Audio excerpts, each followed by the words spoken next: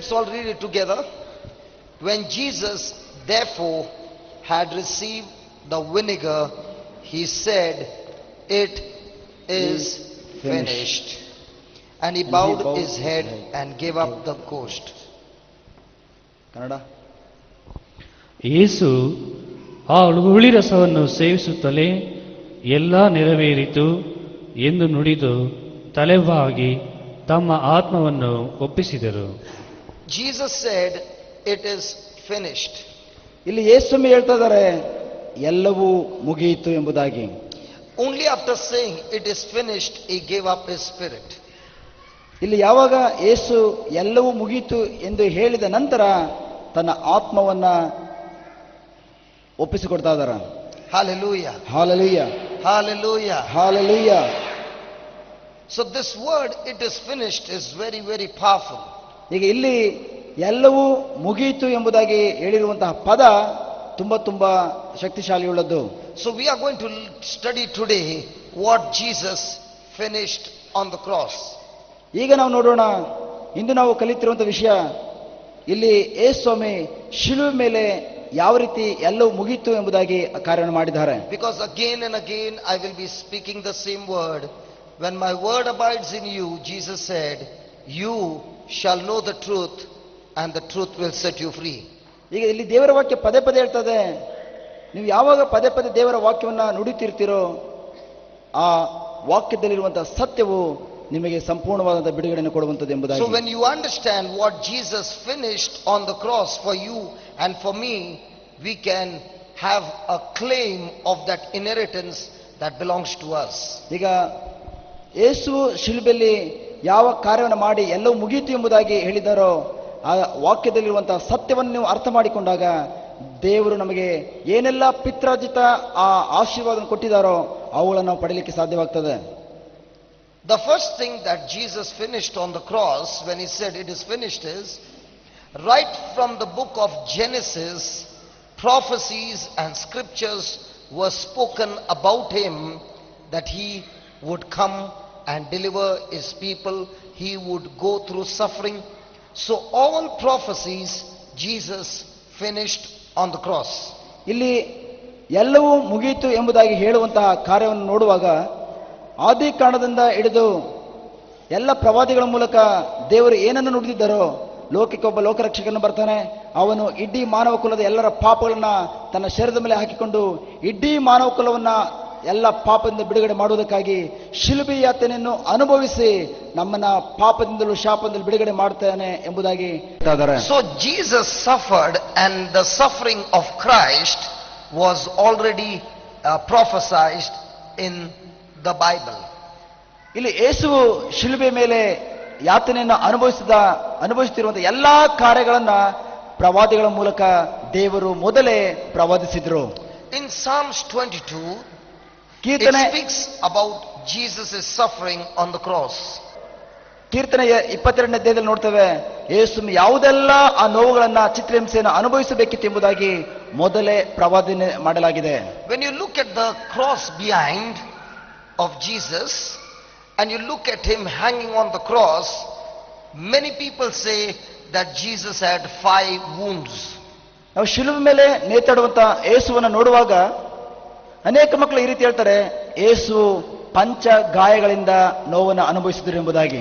But when you look into the Bible in Psalms 22, it does not speak about 5 wounds, but it says there was not a single part of his body, external or internal, which was left undamaged.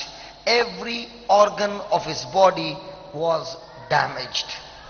ಇಲ್ಲಿ ನಾವು ನೋಡುವ ರೀತಿಯಲ್ಲಿ ಶಿಲುಬೆಯಲ್ಲಿ ನೋಡುವಂತಹ ಆ ರೀತಿಯ ಪಂಚಗಾಯಗಳೆಲ್ಲ ಕೀರ್ತನೆ 22ರಲ್ಲಿ ದೇವರ ವಾಕ್ಯ ಹೇಳ್ತದೆ, ಯೇಸುವಿನ ಪ್ರತಿಯೊಂದು ಅಂಗಾಂಗಗಳು, ಅವರ ಹೊರಗಡೆ ಒಳಗಡೆ ಇದ್ದಂತಹ ಪ್ರತಿಯೊಂದು ಅಂಗಾಂಗಗಳು ಕೂಡ ಸಂಪೂರ್ಣವಾಗಿ ಆ ಗಾಯಕ್ಕೆ ತುತ್ತಾಗಿತ್ತು ಎಂಬುದಾಗಿ.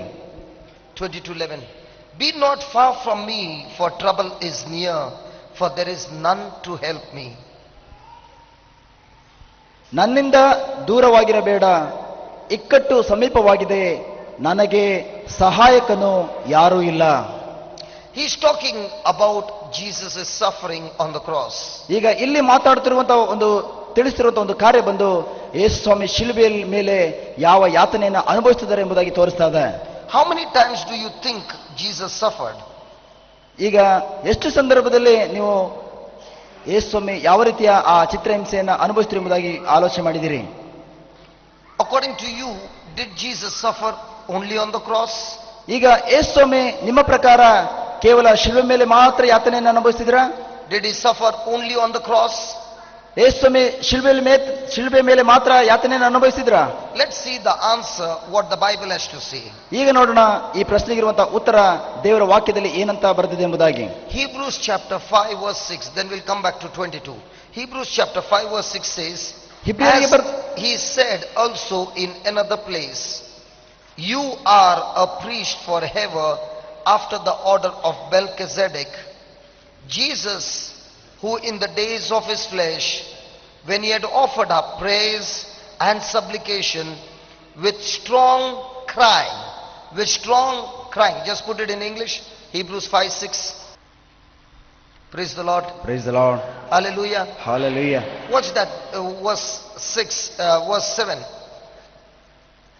ಹಿಬ್ರಿಯರಿಗೆ ಬರೆದ ಪತ್ರ 5ನೇ ಅಧ್ಯಾಯ ವಾಕ್ಯ 7 ನೋಡೋಣ.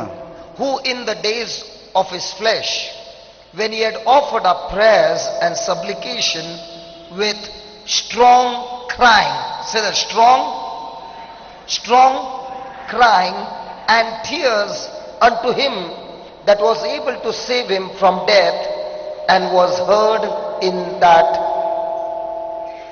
he feared. ಇಲ್ಲಿ ಇಬ್ರಿಯರಿಗೆ ಬರೆದ ಪತ್ರ 6ನೇ ಅಧ್ಯಾಯ ವಾಕ್ಯ 5ನೇ ಅಧ್ಯಾಯ ವಾಕ್ಯ 7 ಹೇಳ್ತಾ ಇದೆ, ಕ್ರಿಸ್ತ ಯೇಸು ಈ ಭೂಲೋಕದಲ್ಲಿದ್ದಾಗ ತಮ್ಮನ್ನು ಮರಣದಿಂದ ಕಾಪಾಡಲು ಶಕ್ತರಾದ ದೇವರನ್ನು ಉಚ್ಚ ಸ್ವರದಿಂದ ಕೂಗುತ್ತಾ ಕಣ್ಣೀರಿಡುತ್ತಾ ವಿನಂತಿಸಿ ಪ್ರಾರ್ಥಿಸಿದರು. ಅವರ ಭಯಭಕ್ತಿಯನ್ನು ನೋಡಿ ದೇವರು ಅವರ ಮೊರೆಯನ್ನ ಆಲಿಸಿದರು. Many people say Jesus is the Son of God and therefore God always was with him and he had no problem. But the Bible says even when he was in his mother's womb, the devil had his eyes fixed on him and he wanted to kill him every moment of his life. And the Bible says Jesus would cry to his Father with tears day and night, asking his Father to save him. And the Bible says God the Father heard his prayers and saved him. ಇಲ್ಲಿ ದೇವರ ವಾಕ್ಯ ಹೇಳ್ತದೆ, ಅನೇಕರು ಈ ರೀತಿ ತಿಳ್ಕೊಂಡಿರ್ಬೋದು, ಯೇಸು ದೇವರ ಪುತ್ರವಾಗಿದ್ದಾರೆ, ಯೇಸು ದೇವರ ಮಗನಾಗಿದ್ದಾರೆ, ದೇವರು ಸದಾಕಾಲ ತನ್ನ ಮಗನ ಅಂತ ಯೇಸುವಿನ ಜೊತೆಲಿ ಇರ್ತಾರೆ ಎಂಬುದಾಗಿ. ಇಲ್ಲಿ ನಾವು ನೋಡುವಾಗ ಪ್ರಿಯರೇ, ಯೇಸು ಪ್ರತಿಯೊಂದು ಕ್ಷಣದಲ್ಲೂ ಸಹ ಯಾತನೆಯನ್ನ ಅನುಭವಿಸುವಂತಹ ನಿಮಿಷವನ್ನು ನಾವು ಕಾಣ್ತೇವೆ. ಅಲ್ಲಿ ತಾಯಿಯ ಗರ್ಭದಲ್ಲಿ ಇರುವಂತಹ ನಿಮಿಷದಲ್ಲೇ ನಾವು ನೋಡ್ತೇವೆ, ಸೈತಾನನು ಅನೇಕ ಮಕ್ಕಳನ್ನು ಉಪಯೋಗಿಸಿಕೊಂಡು ತಾಯಿಯ ಗರ್ಭದಲ್ಲಿ ಇರುವಂತಹ ಆ ನಿಮಿಷದಿಂದ ಇದು ಅನೇಕ ಸಂದರ್ಭಗಳಲ್ಲಿ ಅವರನ್ನು ಕೊಲೆ ಮಾಡಬೇಕೆಂಬುದಾಗಿ ಪ್ರಯತ್ನ ಪಡಿಸಿದ. ಅದಕ್ಕಾಗಿ ನೋಡ್ತೇವೆ ಆ ಕ್ಷಣದಲ್ಲೂ ಕೂಡ ಇಲ್ಲಿ ನಾವು ನೋಡ್ತಾ ಇದ್ದೇವೆ, ಯೇಸು ತನ್ನ ತಂದೆಯ ಬಳಿಯಲ್ಲಿ ಕಣ್ಣೀರಿಡುತ್ತಾ ಉಚ್ಚ ಸ್ವರದೊಂದಿಗೆ ಅವರು ಕೂಗುತ್ತಾ ಪ್ರಾರ್ಥನೆ ಮಾಡ್ತಾ ಇದ್ದಾರೆ. ಆ ಪ್ರಾರ್ಥನೆಯನ್ನ ತಂದೆಯಾದಂಥ ದೇವರು ಆಲಿಸಿದರು. You see, the Bible says the Father saved him. ಈಗ ಇಲ್ಲಿ ದೇವರ ವಾಕ್ಯ ಹೇಳ್ತದೆ, the Father saved him from death. ತಂದೆಯಾದಂಥ ದೇವರು ಆ ಯೇಸುವನ್ನ ಮರಣದಿಂದ ರಕ್ಷಿಸಿದರು ಎಂಬುದಾಗಿ. But what kind of death? ಆದರೆ ಯಾವ ವಿಧವಾದಂತಹ ಮರಣದಿಂದ ರಕ್ಷಿಸಿದರು? The devil wanted to kill him in the storm. The devil wanted him to be stoned to death. The devil was trying his best to kill him. ಈಗ ಅಲ್ಲಿ ನಾವು ನೋಡ್ತೇವೆ, ಸೈತಾನನು ಅನೇಕ ವಿಧವಾದ ರೀತಿಯಲ್ಲಿ ಯೇಸುವನ್ನ ಕೊಲೆ ಮಾಡಲಿಕ್ಕೆ ಅವನು ತನ್ನ ಪ್ರಯತ್ನವನ್ನೆಲ್ಲ ಮಾಡ್ತಾ ಇರ್ತಾನೆ. ಅವನು ಇದು ಸರೋವರದ ಮಧ್ಯದಲ್ಲಿ ಸುಂಟರಗಾಳಿಯನ್ನು ಎಬ್ಬಿಸಿ ಅಲ್ಲಿ ಯೇಸುವನ್ನ ಕೊಲೆ ಮಾಡಬೇಕೆಂಬುದಾಗಿ ಯೋಚನೆ ಮಾಡಿದ್ದ. ಅಷ್ಟು ಮಾತ್ರವಲ್ಲ, ಕಲ್ಲುಗಳನ್ನ ಅವರ ಮೇಲೆ ಎಸೆದು ಮರಳುಗಾಡಿನಲ್ಲಿ ಅವರನ್ನ ಸಂಪೂರ್ಣ ಮರ್ಡರ್ ಮಾಡಬೇಕೆಂಬುದಾಗಿ ಸಹ ಯೋಚನೆ ಮಾಡಿದ. Then how come God did not save him when he was being crucified on the cross? ಹಾಗಾದ್ರೆ ಇಲ್ಲಿ ಶಿಲುಬೆಯ ಮೇಲೆ ಅಷ್ಟೊಂದು ಚಿತ್ರಹಿಂಸೆಯನ್ನು ಅನುಭವಿಸುವಾಗ ಅಲ್ಲಿ ದೇವರು ಯಾವ ರೀತಿ ಅಲ್ಲಿ ಅವರನ್ನ ಕಾಪಾಡಿದ್ರು? What is so special about the cross? ಈಗ ಆ ಶಿಲುಬೆಯ ಆ ಮಹತ್ವ ಏನು? Why Jesus had to die only on the cross? Why not somewhere else? ಯಾಕೆ ಯೇಸು ಸ್ವಾಮಿ ಶಿಲುಬೆ ಮೇಲೆ ಮಾತ್ರ ಮರಣ ಹೊಂದಬೇಕಿತ್ತು, ಬೇರೆ ಎಲ್ಲೂ ಕೂಡ ಮರಣ ಹೊಂದಲಿಲ್ಲ? person lives a life of disobedience, the curse comes on that person, and therefore he is hanged on the cross according to the law. ಇದು ಅಲ್ಲಿ ಆ ಕಾಲದಲ್ಲಿದ್ದಂತಹ ಆಜ್ಞೆಯ ಪ್ರಕಾರ, ಧರ್ಮಶಾಸ್ತ್ರದ ಆಜ್ಞೆಯ ಪ್ರಕಾರ, ಒಂದು ವ್ಯಕ್ತಿ ಯಾವಾಗ ದೇವರಿಗೆ ಅವಿಧನಾಗಿ ಅದೇ ಕ್ಷಣದಲ್ಲಿ ದೇವರ ವಿರುದ್ಧವಾಗಿ ಪಾಪವನ್ನು ಮಾಡಿದಂತ ವ್ಯಕ್ತಿಯಾಗಿ ಶಾಪಗ್ರಸ್ತನಾಗ್ತಿದ್ದ, ಅಂತಹ ವ್ಯಕ್ತಿಯನ್ನ ಶಿಲುಬೆಯಲ್ಲಿ ಹಾಕಿ ಜಡಿಯಬೇಕಿತ್ತು ಎಂಬುದಾಗಿ ಒಂದು ಕಾನೂನು ಇತ್ತು. Praise the Lord. Praise the Lord. When Jesus was led to the cross, he embraced the cross with joy, the Bible says. ದೇವರ ವಾಕ್ಯ ಹೇಳ್ತದೆ, Hebrews 2. ಯೇಸು ಸ್ವಾಮಿ ಆ ಶಿಲುಬೆಯ ಯಾತನೆಯನ್ನು ಅನುಭವಿಸುವಾಗಲೂ ಕೂಡ ಸಂತೋಷದೊಂದಿಗೆ ಶಿಲುಬೆಯ ಯಾತನೆಯನ್ನು ಅನುಭವಿಸಿದರು. Hallelujah. Hallelujah, Hallelujah. Hallelujah, Hallelujah. Hallelujah. Hebrews 12:2. Look at what the Bible says. Many people believe that Jesus embraced the cross with sorrow in his heart, but the Bible says Jesus embraced the cross with joy in his heart. Looking unto Jesus, the author and finisher of our faith, who for the, put it in English, brother, who for the joy, say that joy, Joy, say that joy, joy, say that joy, joy. please say that joy.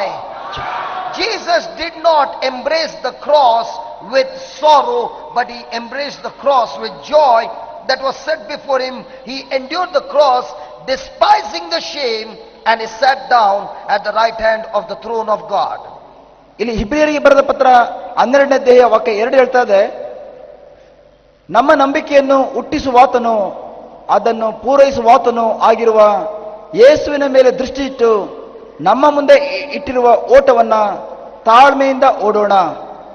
ಆತನು ತನ್ನ ಮುಂದೆ ಇಟ್ಟಿದ್ದ ಆನಂದಕ್ಕೋಸ್ಕರ ಆನಂದಕ್ಕೋಸ್ಕರ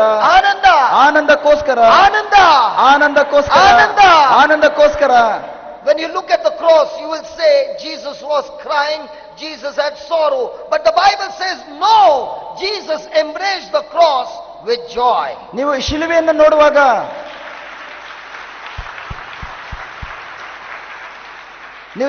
ನೋಡುವಾಗ ಅಲ್ಲಿ ಯೇಸುವಿನ ಆ ಯಾತೆಯನ್ನು ನೋಡಿ ನೀವು ತಿಳ್ಕೊಳ್ಬಹುದು, ಯೇಸು ಸ್ವಾಮಿ ಅಷ್ಟೊಂದು ಚಿತ್ರಹಿಂಸೆಯನ್ನು ಅನುಭವಿಸುವಾಗ ಅಯ್ಯೋ ಕಣ್ಣೀರಿನಿಂದ ಯಾತನೆಯಿಂದ ಆ ಒಂದು ದುಃಖದಿಂದ ಅನುಭವಿಸಿರ್ಬೋದು ಎಂಬುದಾಗಿ. ಆ ರೀತಿ ಹೇಳ್ತಲ್ಲ ಪ್ರಿಯರೇ, ದೇವರ ವಾಕ್ಯ ಹೇಳ್ತದೆ, ಆನಂದದಿಂದ ಅವರು ಶಿಲುಬೆಯ ಯಾತನೆಯನ್ನ ಸಂಪೂರ್ಣವಾಗಿ ಅವಮಾನವನ್ನ ಎಲ್ಲವನ್ನ ಸಹಿಸಿಕೊಂಡು ಆ ಯಾತನೆಯನ್ನು ಅನುಭವಿಸಿದರು ಎಂಬುದಾಗಿ. ಆನಂದದಿಂದ. Hallelujah. Hallelujah. Come my friend. Yesterday this brother had come with Praise the the Lord. heart. Today Hallelujah. he comes with the Bible. Praise Hallelujah. Hallelujah. The house of God is for the people who are broken and shattered, who are in bondage, who are in addiction. When they come to the house of God, they shall go back home with a new heart. That's why Jesus endured the cross with joy in his heart.